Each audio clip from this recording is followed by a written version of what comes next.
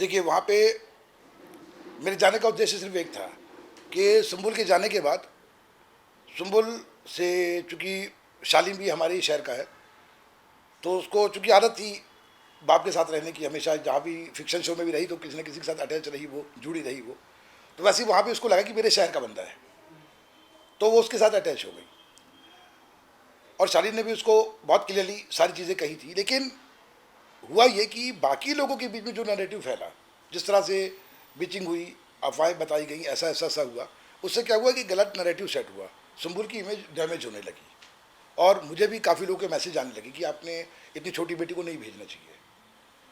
मेरा जो उद्देश्य था बहुत क्लियर था उसके लिए मैं, और मुझे भी लगने लगा कि हाँ यार ये तो कुछ प्रॉब्लम हो रही है। उसके बाद मैंने बिग बॉस को, एंडे मॉल को, सलमान सर को रिक्वेस्ट करी कि मुझे अपनी बेटी से बात करनी है, मैं उसको समझाना चाहता हूँ। और ऐसा अमूमन होता नहीं है, कोई चैनल अपनी जो नीति है उसको बदलता नहीं है। लेकिन मैं उनको धन्यवाद देना चाहूँगा कि वो भी समझ रहे थे कि एक छोटी बेटी है, छोटी बच्ची है, उसको समझाना बहुत ज़रूरी है। वो चाहते तो मेरी टेलीफोन पे बात करा सकते थे, मैं उसको कान में समझा देता बेटा ऐसा ऐसा करना है, लेकिन उन्होंने कहा कि हम फेयर खेलेंगे, आप सबके सामने आइए, सबके सामने बात करिए। देखिए मुझे, जब मैं वहाँ पे गया, क्योंकि उससे पहले काफ़ी माहौल ख़राब हो चुका था, बाकी लोग बहुत इसकी इमेज को लेकर बात कर रहे थे, तो मेरा जाना भी ज़रूरी था वहाँ पे। और जाकर मैंने वहाँ पे जिस तरह से समझाया कि तुम्हारे चारों तरफ जो हो रहा है, जो तुम्हें दिख नहीं रहा है, और क्या क्या चीज़ें हो रही हैं, और उसके बाद कौन क्या कर रहा है ये भी मैंने बताया, कई लोगों की तारीफ भी करी मैंने। उस दिन मैंने सुंबुल को बहुत बड़ा हथियार दिया था। अगर सुंबुल की जगह कोई और लड़की होती तो इतना बड़ा विक्टिम कार्ड खेलती उस दिन कि पूरे देश की, पूरे जो लोग हैं बिग बॉस देखते हैं, उनकी सिंपैथी उसके साथ होती, और वो बिग बॉस उसी दिन जीत जाते। लेकिन इसके बदले में होता क्या, दो लोग नेशनल खलनायक बन जाते।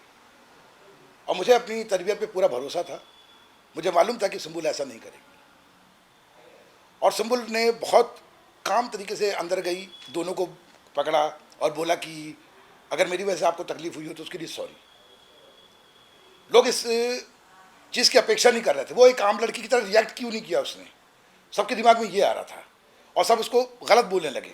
यहाँ तक कि जिस अर्चना की मैंने तारीफ़ की थी, उस अर्चना ने भी कहा कि तो अपने बाप की इज्जत ही रख रही है, क्योंकि अर्चना ने अपनी सोच के हिसाब से सोचा। अगर अर्चना वहाँ पे होती तो अर्चना उस दिन पूरे घर में आग लगा देती, लेकिन सुंबुल ने ऐसा नहीं किया, क्योंकि सुंबुल आम लड़कियों से बहुत अलग है।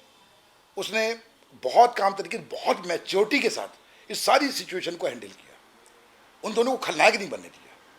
और उस दिन शालीन ने भी अपने आप को एक्सप्रेस कर दिया कि मैं 8 साल के बच्चे का बाप हूँ, मैं उससे दूर हूँ, तुम अपने पापा से दूर हो, मुझे तुम्हें वही दिखता है। दैन उसने टीना को भी पूछा आंख में आंख डाल के, क्या आप दीदी मुझसे प्यार करती हो क्या? उसने कहा हाँ। तो उसने कहा बस। उसके बाद वो सारे घर में गई, सारे लोगों से बात किया उसने, सारी चीज़ों को बहुत काम डाउन करके बहुत शालीनता से सारा कुछ किया। उसके बाद पूरा मौका था, लेकिन उसने बताया कि गलत तरीके से, गलत चीज़ों को उठा के, या बिग बॉस के तरीके से कि शाउट करो, चिल्लाओ, चीखो, उस तरीके से मुझे आगे नहीं बढ़ना है। मैं दूसरों की लाइन मिटा के अपनी लाइन बड़ी नहीं करूँगी, वो अपनी लाइन बड़ी करेगी। तो मुझे बहुत खुशी हुई कि इतना होने के बावजूद भी उसने मेरी जो परवरिश थी, जो मेरी शिक्षा थी, उसको पकड़ के रखा, और उस पर आज तक चल रही है। सर लास्टली सलमान सर के बारे में आप क्या कुछ कहना चाहोगे? सलमान को तो मैं इस ग्रह का इंसान तो है ही नहीं, महामानव कहूँगा मैं उसको। जिस तरह का, तो मतलब न्यूट्रल तरीके से, मतलब उनके लिए हर बंदा एक जैसा है। अगर आप गलत कर रहे हो तो वो आपको डांटेंगे, अगर आप अच्छा कर रहे हो तो आपको प्यार करेंगे। और जिस तरह से उन्होंने सुंबुल को टैकल किया, और जो लफ्ज़ उन्होंने बोले कि बेटा ये कंटेंट के लिए नहीं हो रहा है, ये तुम्हारे लिए हम कर रहे हैं, ये बात वही बोल सकता है जिसका दिल बहुत बड़ा हो। तो सलमान भाई, आई लव यू, आप बहुत अच्छे हो।